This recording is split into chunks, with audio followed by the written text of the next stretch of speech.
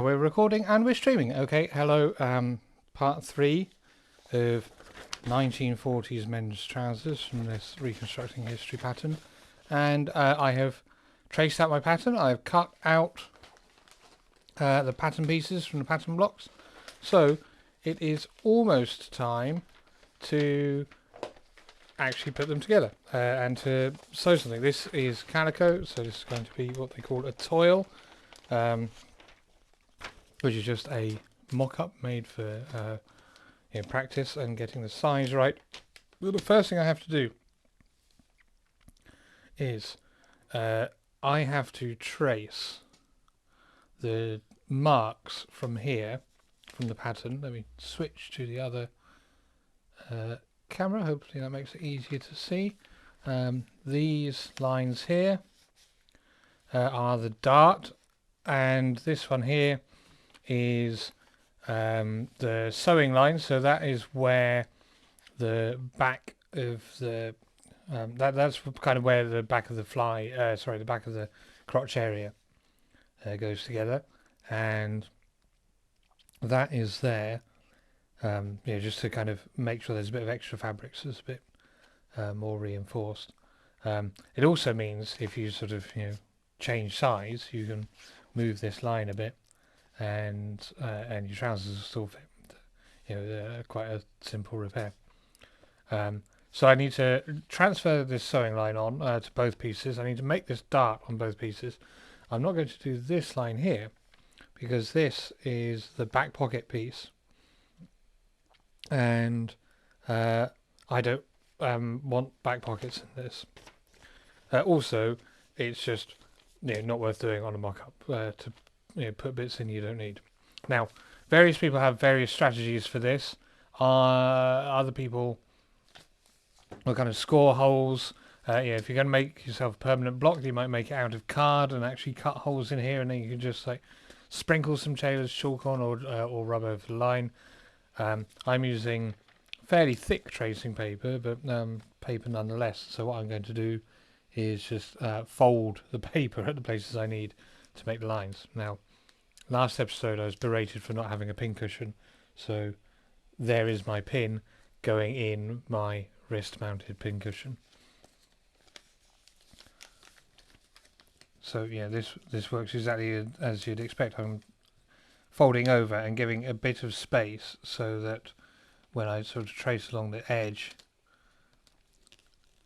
it's the edge of where the crease actually is, rather than slightly off to one side because I'm drawing past it. So that's about right.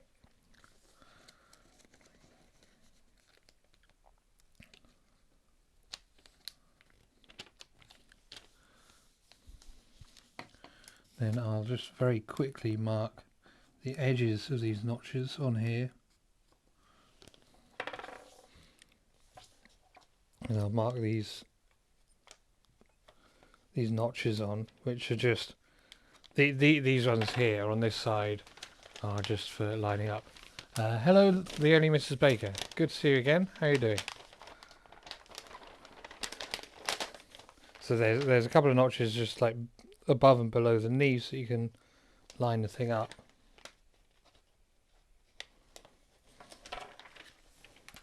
And then I'll find out where. So yes, the only Mrs. Baker here is a pin cushion. I know that was a request from the previous episode.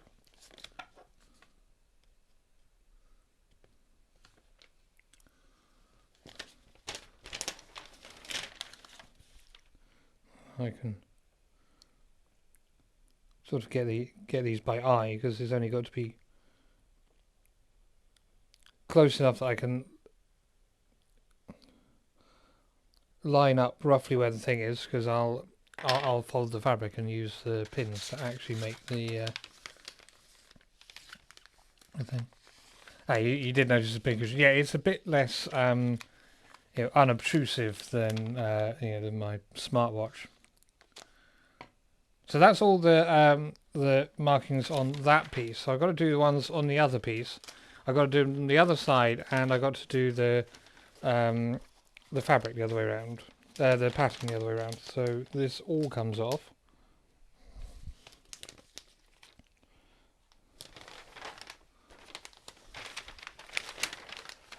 I am doing all right, thank you, the only Mrs. Baker. A bit fed up of lockdown, but that's why even when I'm doing hobbies like this, I talk at least to myself in the computer, and often it turns out that people such as yourself turn up, and it becomes a bit more sociable. So yeah, all for the better.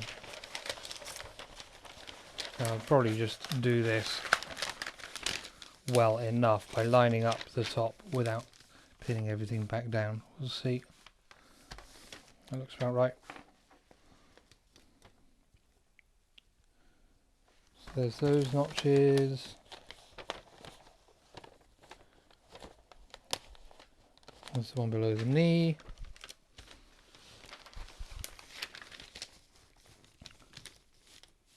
We have a special guest star on tonight's stream, and when I inevitably realise that I need to get up because I've forgotten something, I will introduce tonight's guest star.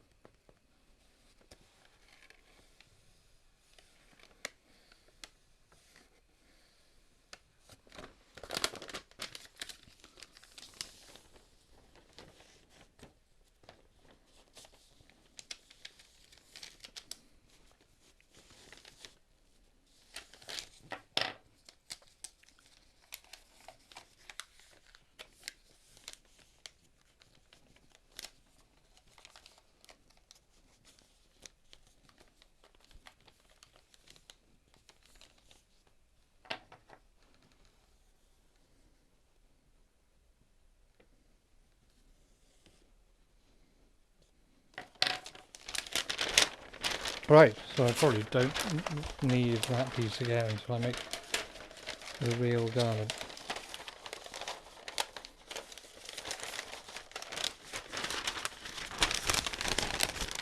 Put that down. So the next thing is to actually sew these darts in, and then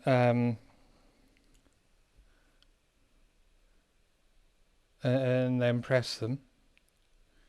Actually, it says press them open, which doesn't make much sense because you can't really press a dart open. Once it's there, it's there. So what I'm going to do is, there are three chalk lines. So what I want to do is to fold along the middle line.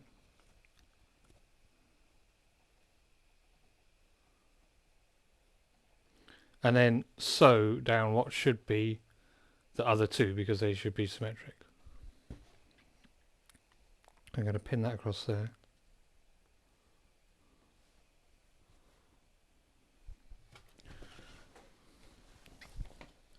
I'll pin the other one together and then I'll get started.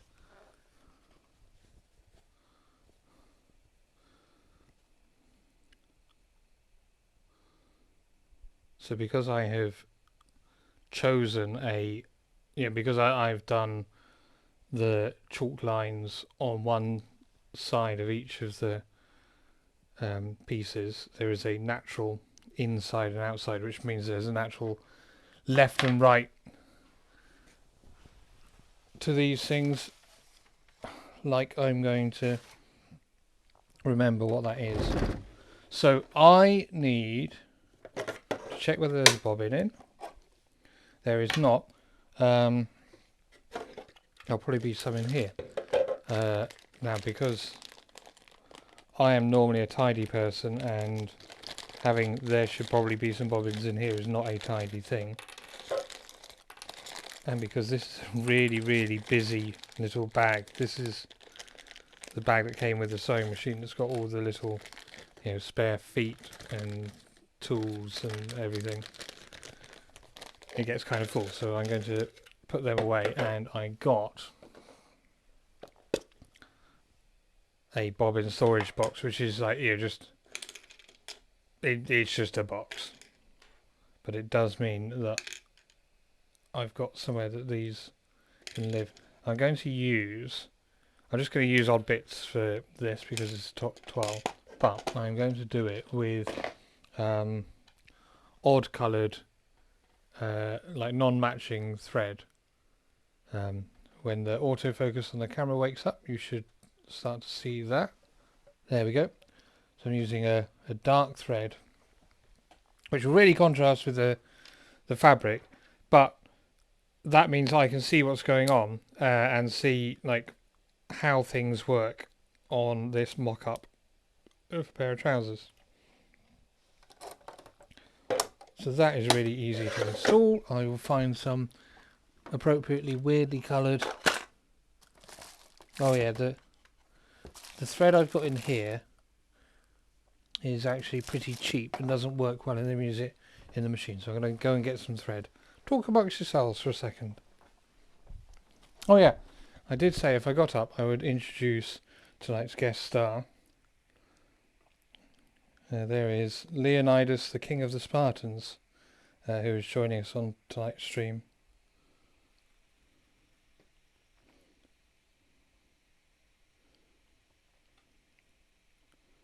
Okay, thread.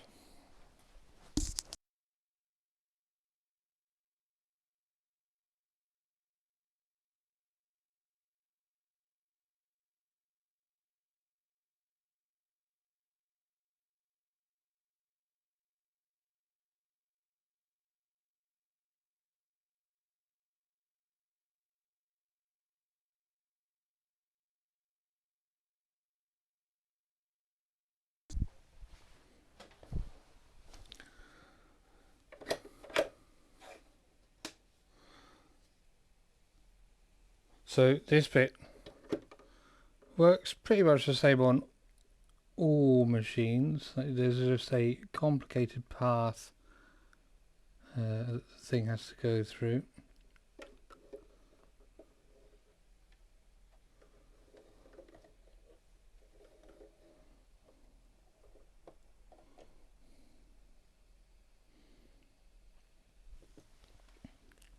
It should be. Sorry, I just clonked the microphone against the table. You would have heard that on the stream.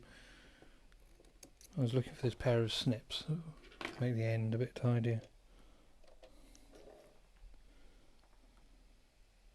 So that's gone round there, down there, up there, over there, round there, through there, and then through the eye of the needle. Now, this is very much experimental setup. I wasn't entirely sure where you would want the camera so that you could see what I'm doing while I'm sewing. I swear that goes better when I'm not doing it live on the internet. So yeah, I don't know what you'll be able to see while I'm doing this. If it turns out to be like unworkable, let me know in the chat and I will see whether I can move the camera, because I could probably put it sort of next to me here, which would mean you get a better view of what I'm doing, although then I would like bump into it every time I move or do anything. So we'll see how it goes there. So I'm just going to do this on a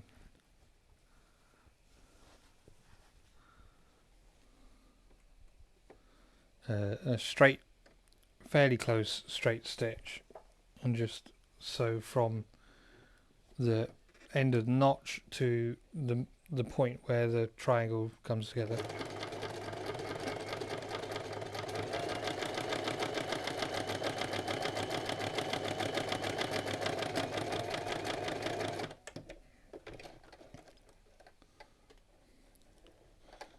Oh, and I realised not everybody does this, but I put the pin through that, there you go, across the direction of the sewing, which means that I can just sew straight over the pin and usually the needle doesn't break.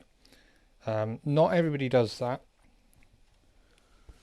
I like it.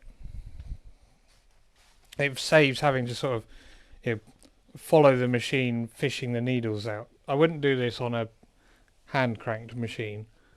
I would pin along and then pull them out as I'm going. But on an electric machine, it is a very easy way to quickly sew a line.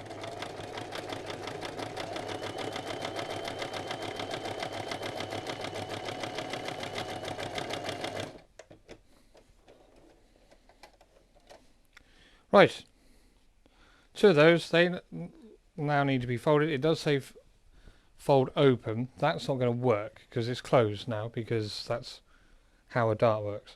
So what I need to do is pick a direction in which to fold it. And I would say it makes sense to fold it away from the crotch and towards the back. Just because on the one hand I've got to pick the same direction for for each side, and on the other hand that will mean like the least bit of the least likelihood of something sort of being visible from this like layer of fabric that's now there. So this is of course no longer straight, but I don't need to get my ham to sew this because to iron this, because if I just press it like that, the fact that it isn't straight doesn't come into it until further up.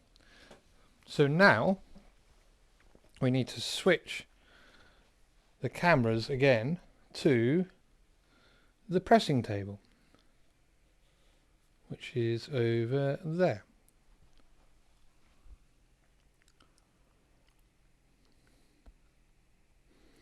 If you think I should have a separate camera for the pressing table, please go to patreon.com/IamLeeG and give whatever you think a camera would cost.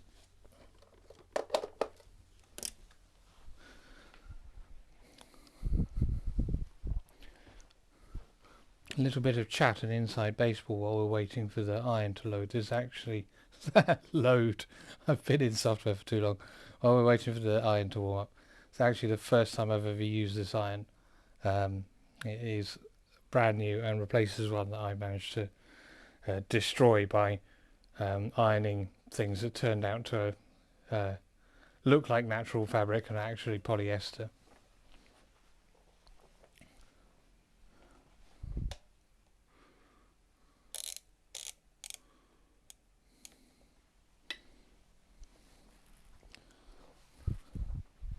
This calico is pretty resilient, so it will take a go on full power. So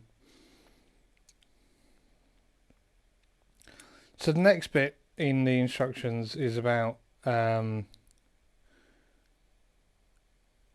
making some lining triangles, which we looked at last time and weren't actually described on the pattern particularly well.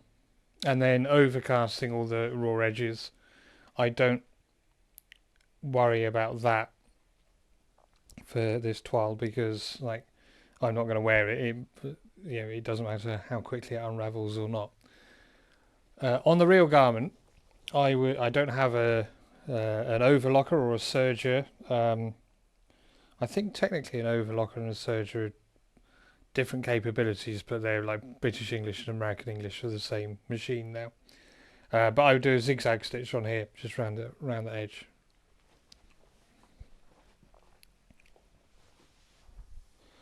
So run the furniture gauntlet.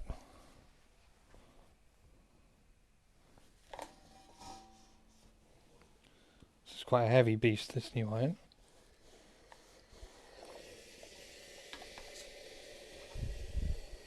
And it's got that newly turned on, melting all of the manufacturing grease off of the equipment smell.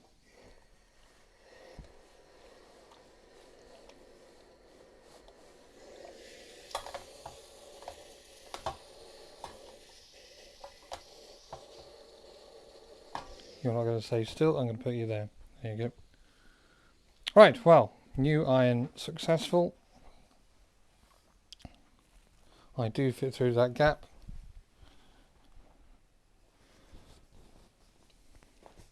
And I need to fit through the gap again.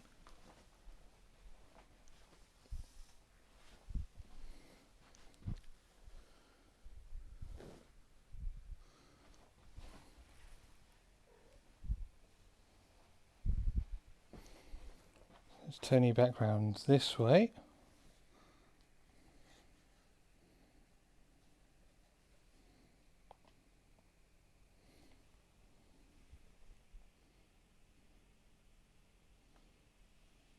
There we go.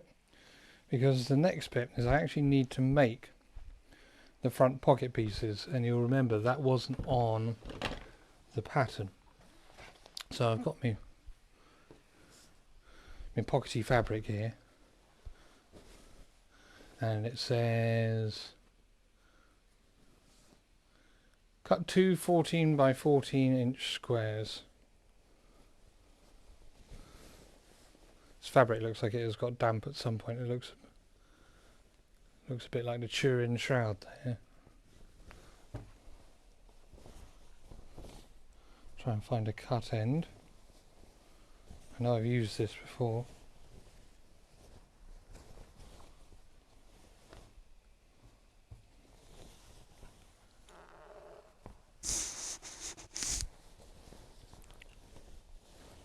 There we go.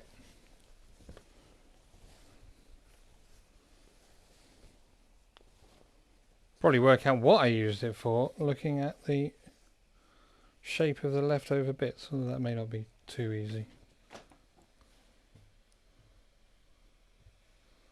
Let's see.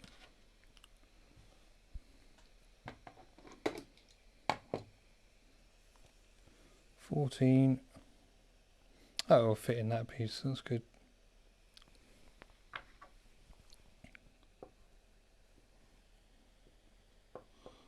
It's actually quite thin and stretchy now that I try to use it, but that should be alright. Just for a fake pocket in a fake pair of trousers, shouldn't be a problem.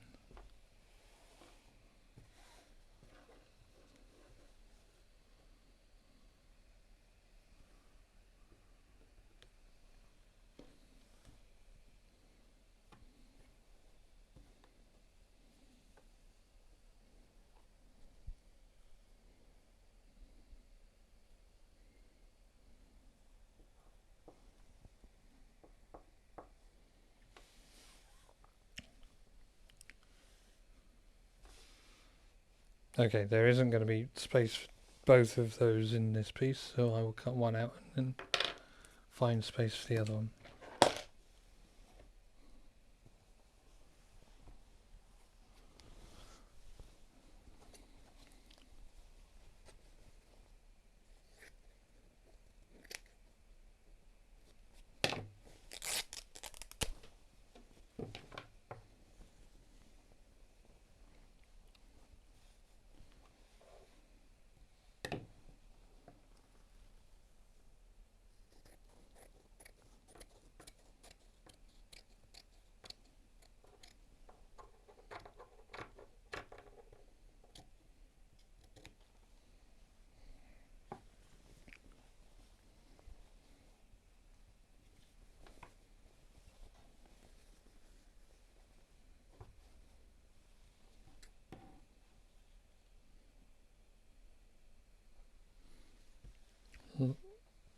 Lost me.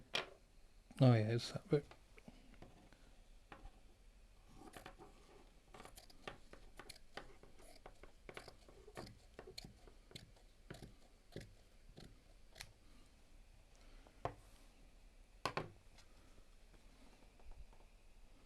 But that end wasn't quite straight.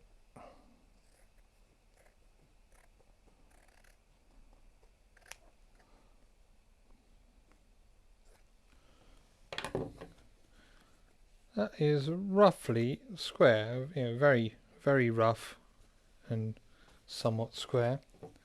This piece is now too small, but it is keepable as cabbage, so I will keep it. I need to find the next place where this is actually 14 inches across.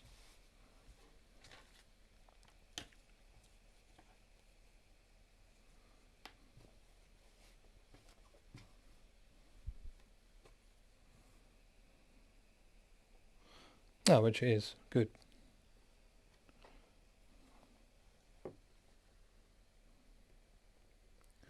Not quite, so I'll go the other side of that.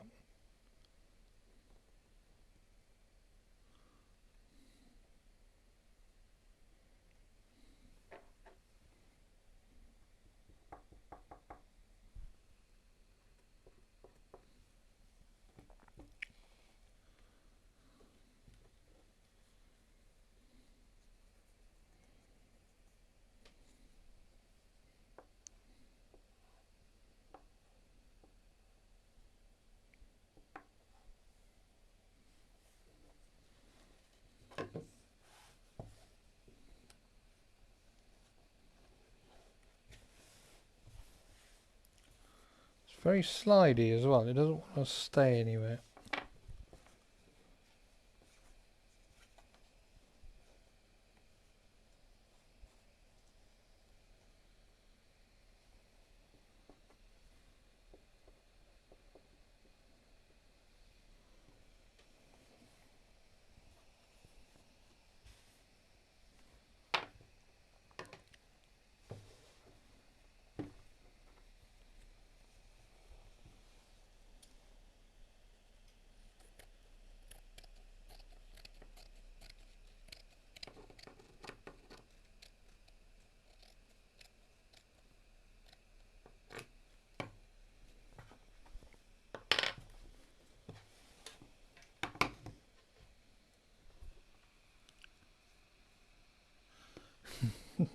(1940s) iPhone pocket. So, what is going to happen? Right. What did I do with the cabbage bit? Oh, that's down there. There we go. So, this is massive, but this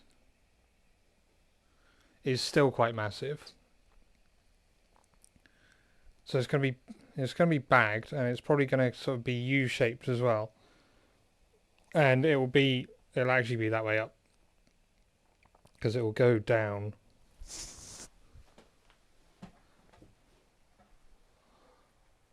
Can I get my pocket in view? Yep, so it will go down from here. So it is, yeah, it is a good, like, inch and a half bigger than the pockets I'm actually got on my trousers at the moment.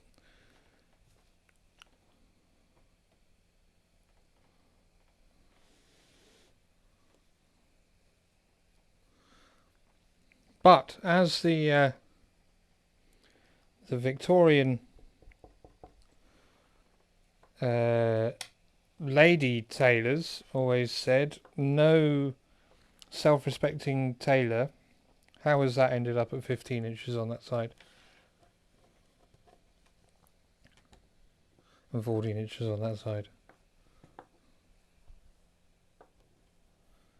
Because I didn't draw that line straight. No self-respecting tailor would make a dress without pockets. Was the view in 19th century England.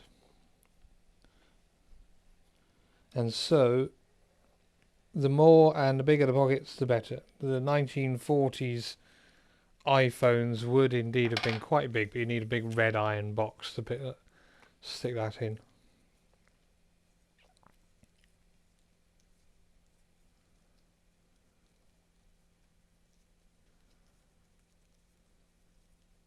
This is how fastidious I am about keeping the sewing area tidy. I am making you all watch while I fold up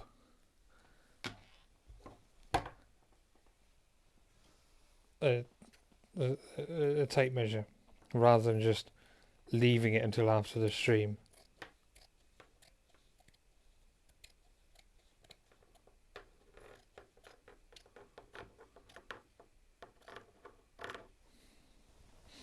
Right, so the rest of that fabric, I'll find out what that was and what I used it for someday.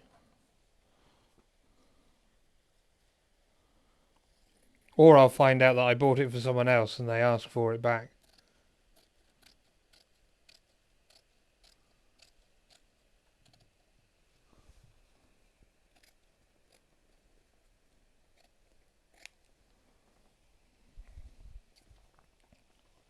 Now this one didn't end up straight, so I'll just straighten that up.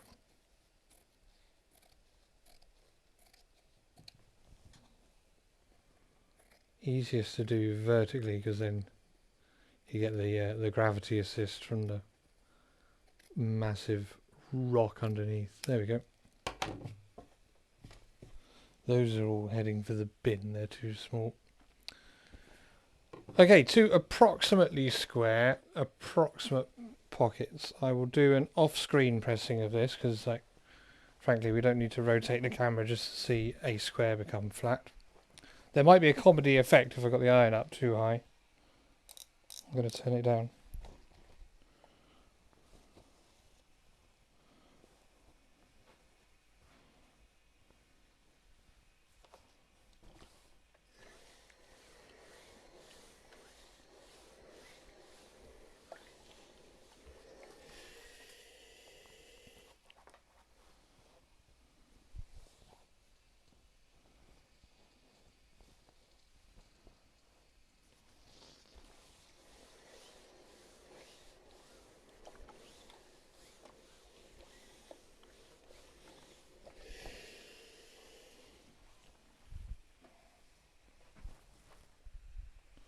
Okay, to approximately square, approximately flat pockets now. Let's see what happens with them.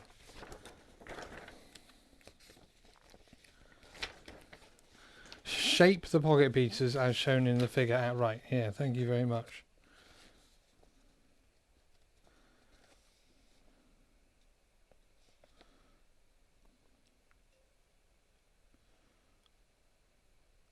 So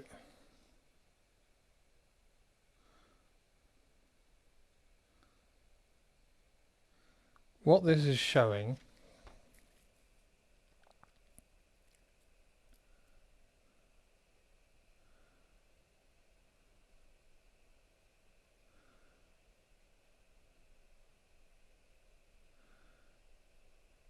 okay.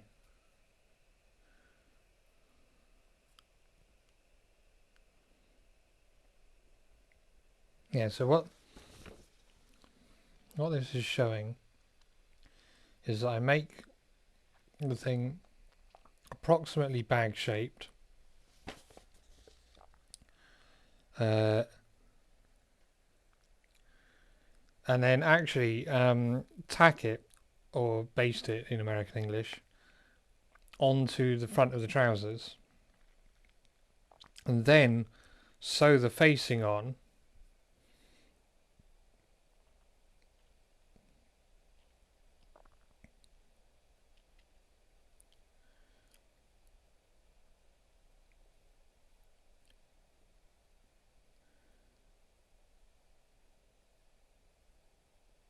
And then it gets quite confusing, but it looks like what you do is you have your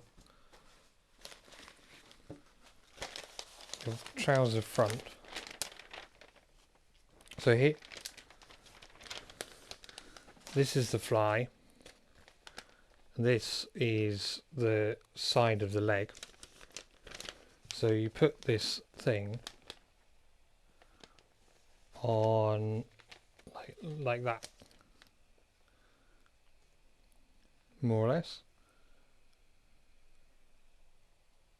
and then you sew sew this on here, sew a facing on here, then like just kind of finish that seam off, then fold the thing in half, and then sew the bag line around here.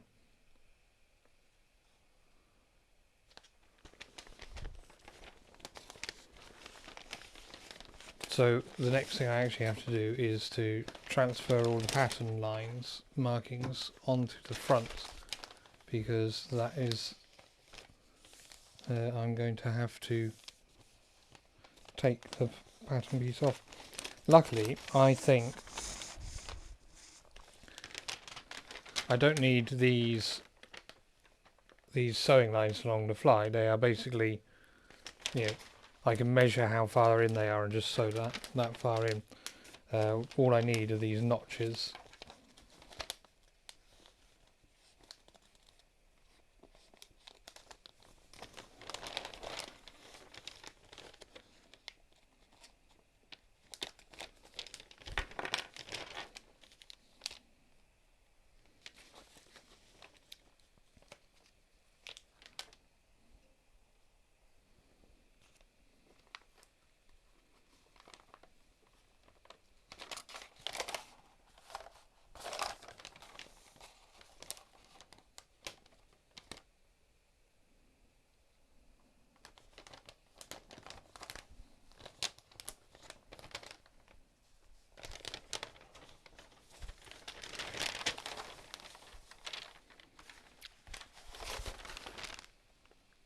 I was out of frame. Okay, I will quickly transfer the score onto the transfer the markings onto the other side, and then I will do that again with knowledge of where I left the camera.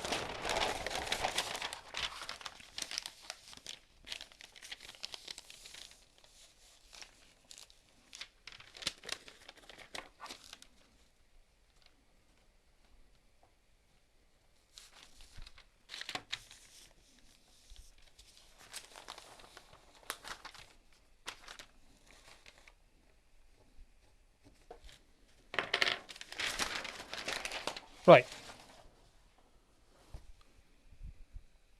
I'm starting to lose track of where I put everything. Stuff I don't need is down there. Stuff I will need later is over there. The pattern is over there. And here's a pocket. Right, so let's try that again. This, what you're looking at, is the wrong side of one of the fronts of the trousers. So this is the fly. So this this is where the front of your human goes, and this is on the side of the leg, and the pocket attaches here between the front and the back, and then down from here down to there is the back of the trouser leg. So on the wrong side, I've got to shape the pocket, but it goes in front like this. So it overlaps actually the entire of the front of the trouser piece. But that's not a problem, because what we're going to do is firstly shape this bit round on this side, and secondly we're going to sew it from here to here, and then put a pocket facing on in front of that. So that is the bit that attaches to the front of the trouser. Once that's done, fold it in half,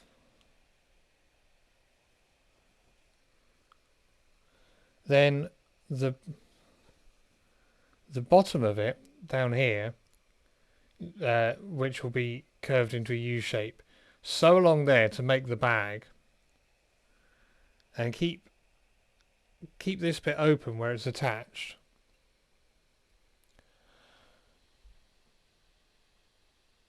And then oh, and the other thing you do is attach the other side of the pocket facing on this side to make sure it overlaps with the one that's on this side, so that they come together at the same place, and so it looks like the inside of the pocket is made out of the outside fabric. Now that means that there's actually a mistake on the pattern, because I have rather diligently cut out 2 side pocket facings. Side pocket facings cut 2 as required. You actually need 2 per pocket, so I have to cut some more. That's not a big deal.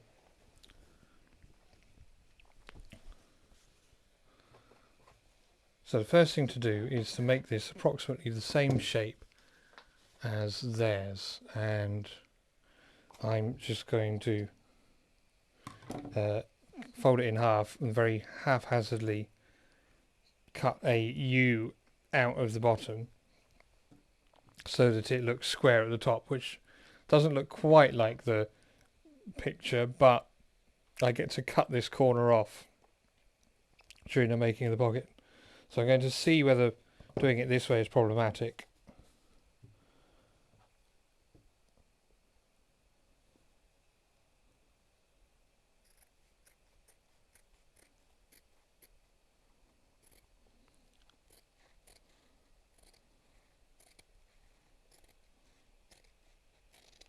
Right, so now it's sort of pocket shaped. And it wants there to be ½ inch extra at the top and 3/8 at the side. I had a tape measure earlier in proceedings. There it is.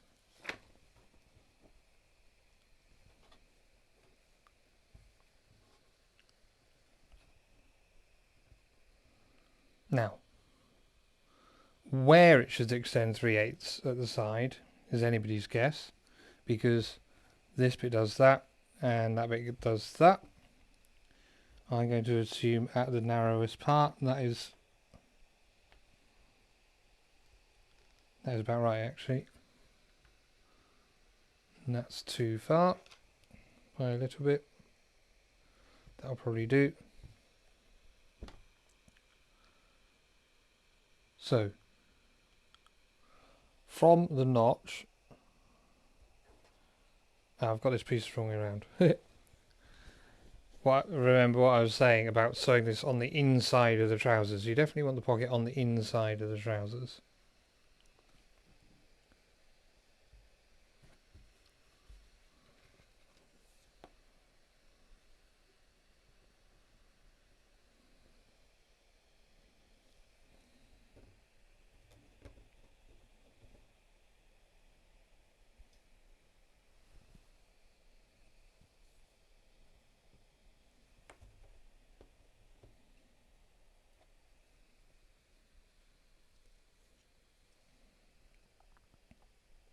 Okay, cool. So from there to 2 3/4 from the top edge, just there.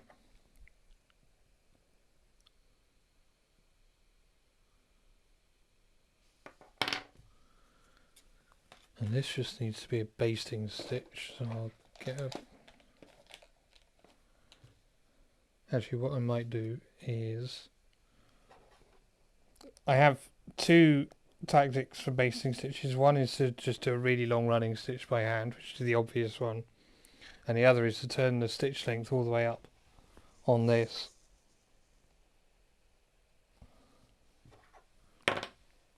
And when I'm in the life's too short mode, I just do that.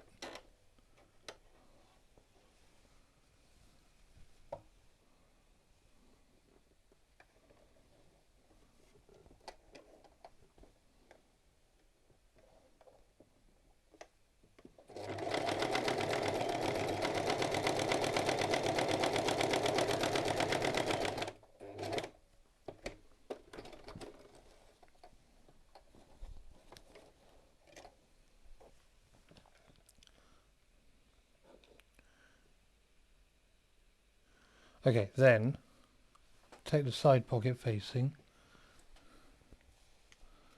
and basically sew it on as well along that line.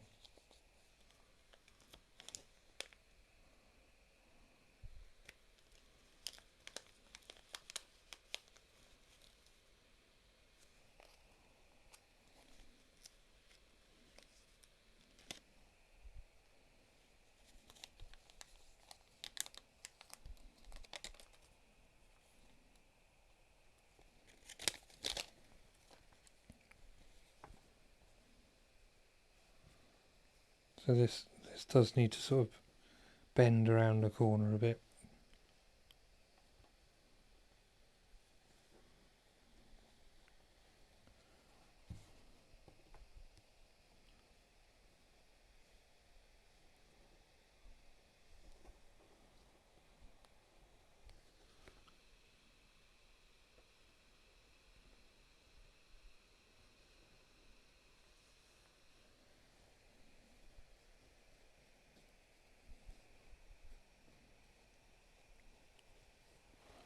So I'll put more pins in this so I can sort of ease it around the corner. Oh, I need to find a better place to put that so that it's actually looking at what I'm doing. How is that?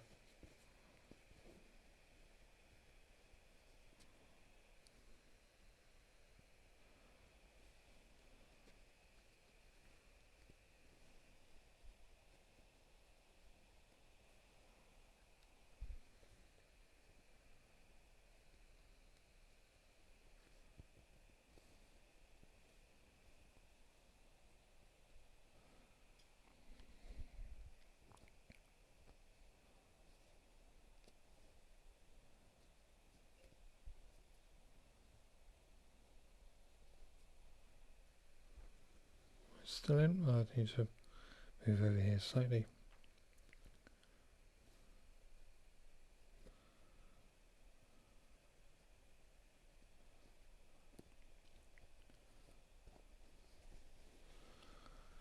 Okay, now now I temporarily sew that on and then check whether it looks right.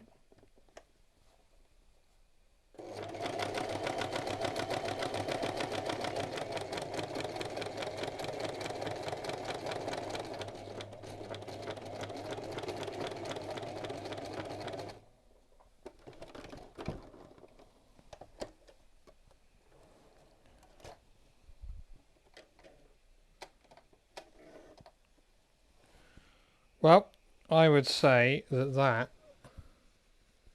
okay, I didn't sew in the same line on both sides, but not a big deal.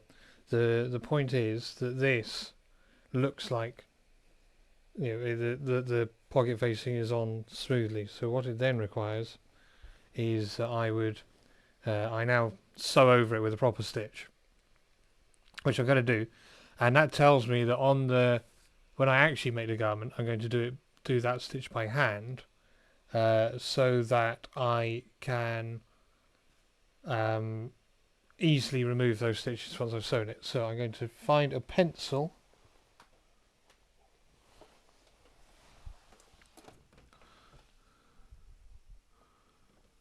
Easier said than done. 100 pens, no pencils. And make a note on the pattern.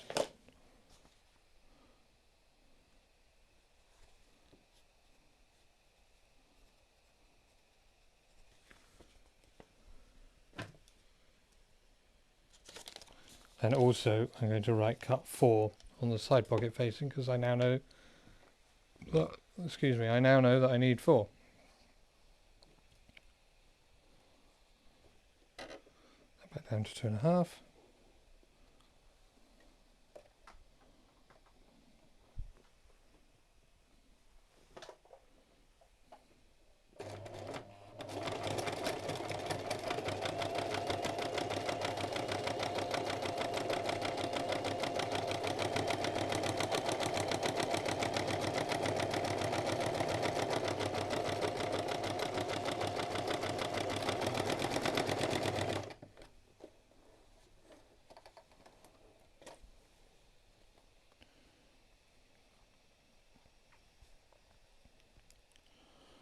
Okay, so next up it says snip through all the layers at the top of the stitching as shown to facilitate turning the facing.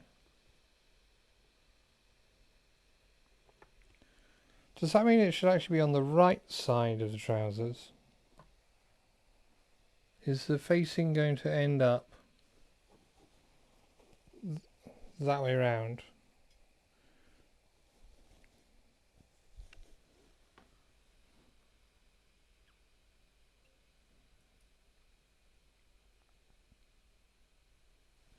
No.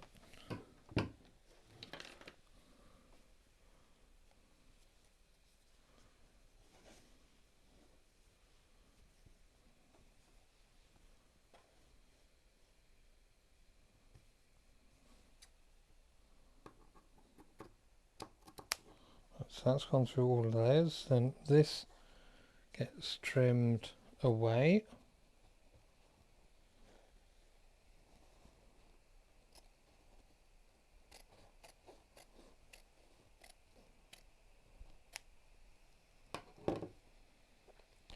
Yeah, I've got a feeling now that what is going to happen is that the whole lot is going to come around like this.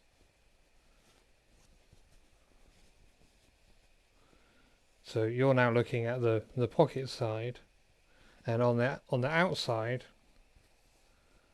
what you've got is a sort of smooth crease. Although that then means that the pocket facing is hidden, and that doesn't seem right, because I would expect the pocket facing. I'm not sure what to make of this. I would expect the pocket facing to be between the pocket fabric and the and the outer, as it is on my pocket here. So if I put my leg up on the table like this, you can see there's my pocket. Probably easier on the webcam screen. There's my pocket. If I turn it inside out, you're still looking here at the pocket facing, and then this lighter material is the pocket. I'm not sure yet how this turns into that. I shall carry on following the instructions. It may turn out that I've put this on inside out, which isn't a problem for the toile, and I can make a note of how it works on the real garment. Flip over the pieces to look like the bottom figure at left. Well, there's no way that any of that is going to look like the bottom figure at the left, because that has got a load of extra stuff on it.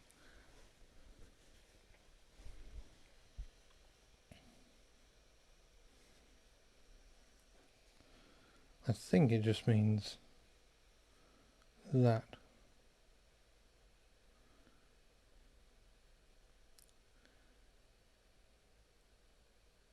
And there's a bit missing where we appear to have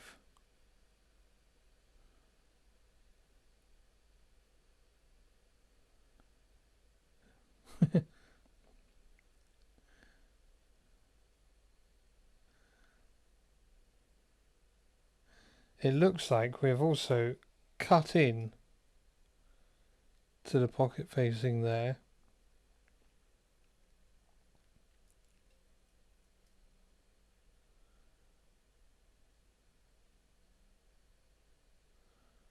I won't do that yet. I will follow the instructions as written. So the next bit is to sew from the bottom of the pocket facing to the corner, and then all the way along here. So that means that I was right about which end. I was right about which side it goes, because this is now going to be sewn down on this side of the pocket, so it can't possibly flip over like that.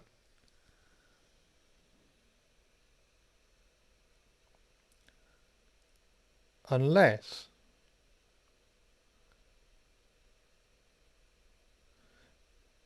no, the whole trouser leg has been inverted at this point. I wonder whether she's got a convention for how the wrong. Okay, the light is the wrong side. So, and I put it. Okay, what I've done. Now that it makes sense, I'm going to unpick it and start again. What I have done is wrong side of trousers, pocket facing. What this needs is pocket, wrong side of trousers, pocket facing. So I got all of the pieces the right way round, but I put them on in the wrong order.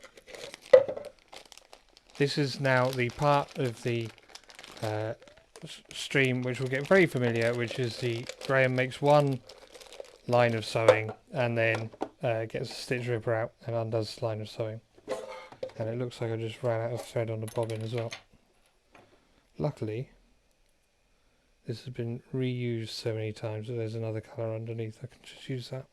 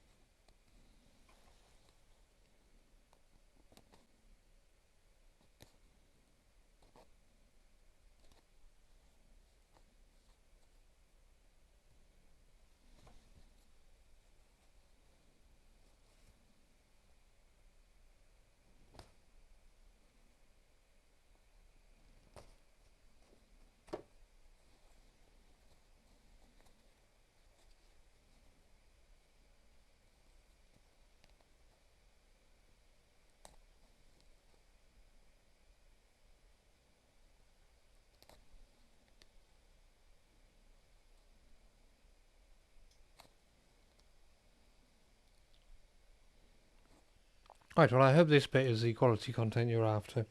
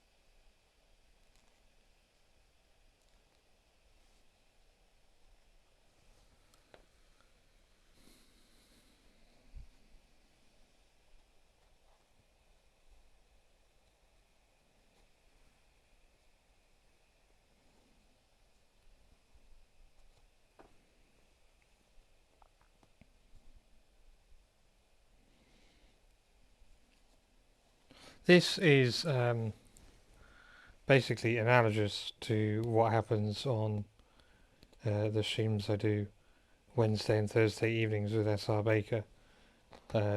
We spend some time thinking everything's going well, and then some time undoing the mistakes, and then some time redoing it. But that's all valuable because we work out what the mistakes are, and we work out what we were supposed to do, and then we do what we were supposed to do, and so the second time is much better. That I am willing to assert without evidence is what is going to happen here.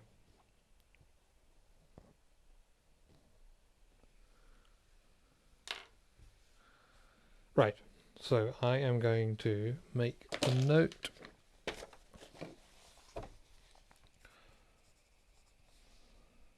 Pocket on table. Trouser front on pocket. Wrong side up. Facing on trouser front.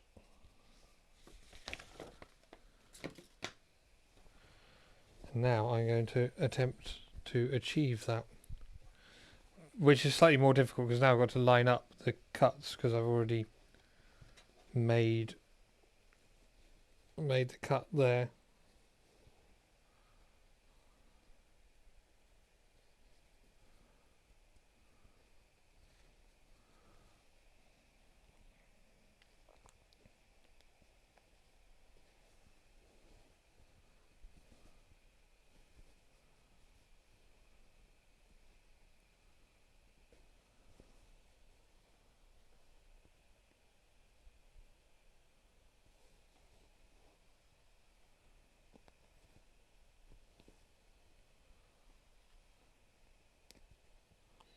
Okay, so we'll go back to a long stitch for that.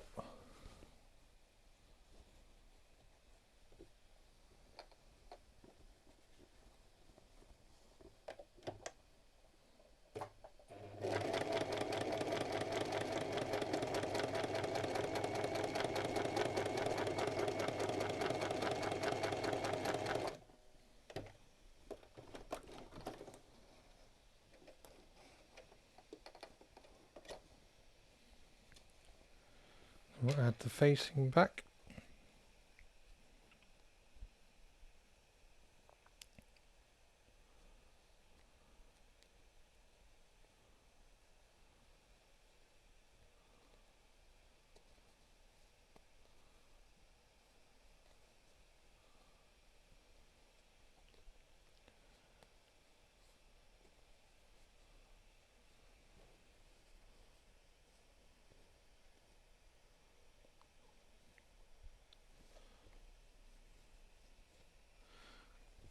And now that I'm hashtag overconfident, I'm going to just sew that directly on.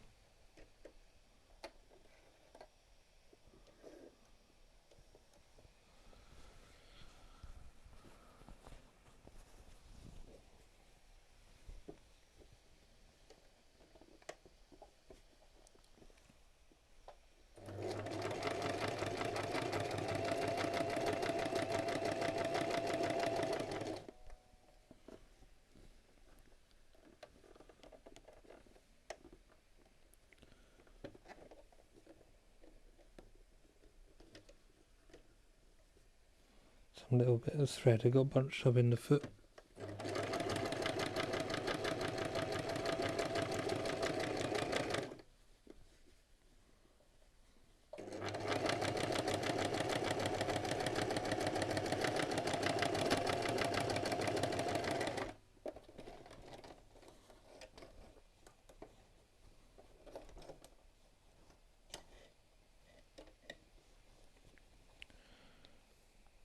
Okay, so, well, whether that's better or not, it is definitely the correct ordering now.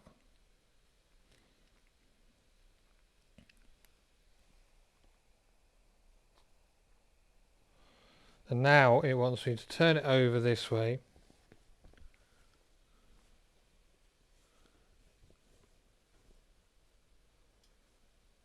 Do I still believe that? Because now it wants me to turn it over this way and now sew through there to there, but I can know if I have... So it wants me to do it this way round and sew from there along this line. But you can only see that line because I'm holding it up to the light. That piece of fabric is on that side.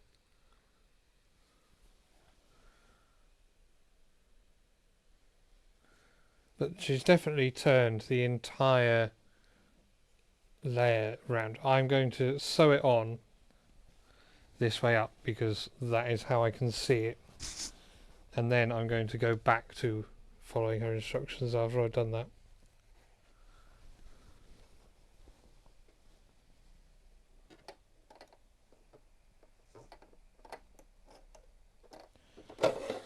That is far too tense, probably gone for a piece of thread that wasn't the topmost one on there. Yeah.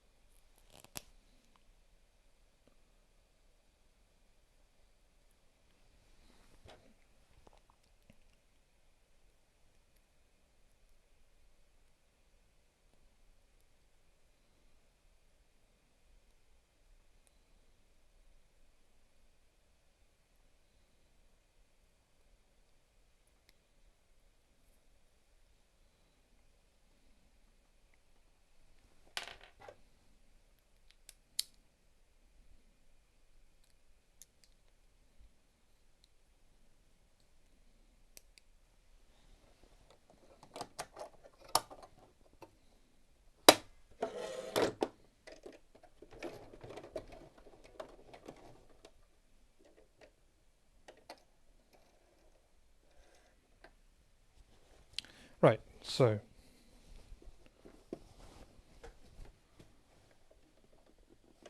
let's go around this.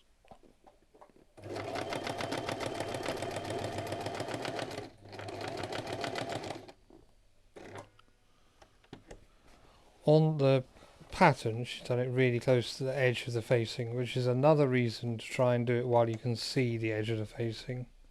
And I am doing the same.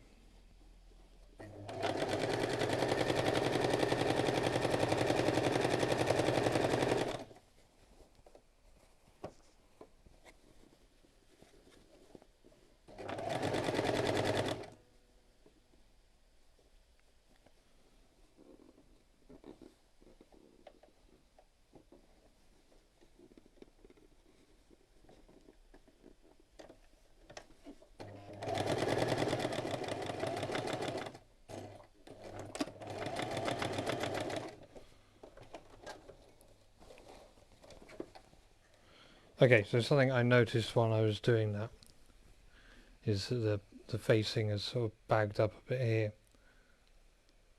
That it wasn't entirely straight. Yeah, I probably want to do that again.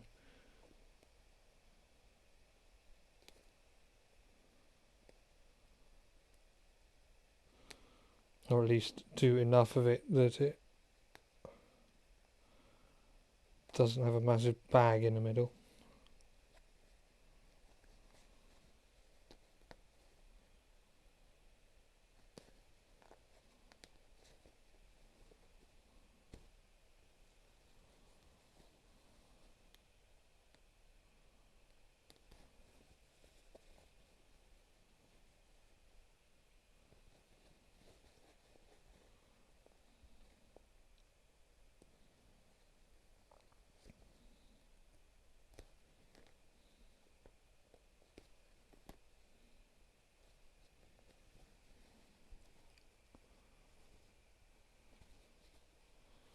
Okay, that's going to sit somewhat straight. I'm going to pin it this time.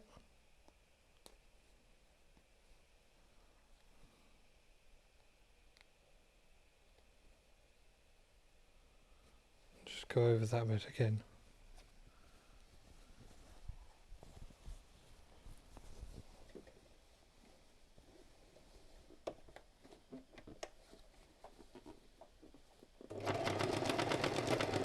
Oops.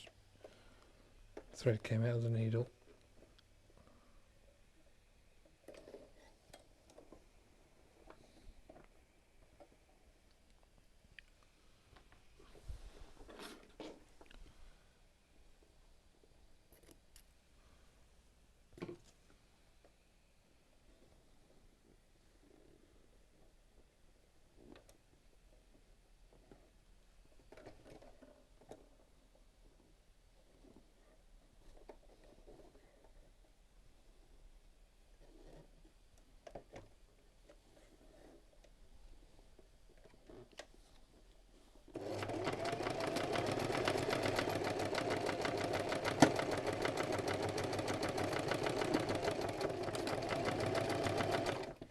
Okay, well that has caught up significantly less than before.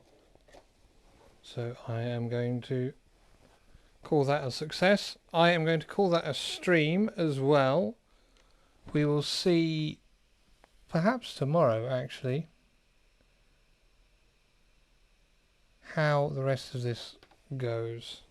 So, good night. Thank you for watching. See you next time.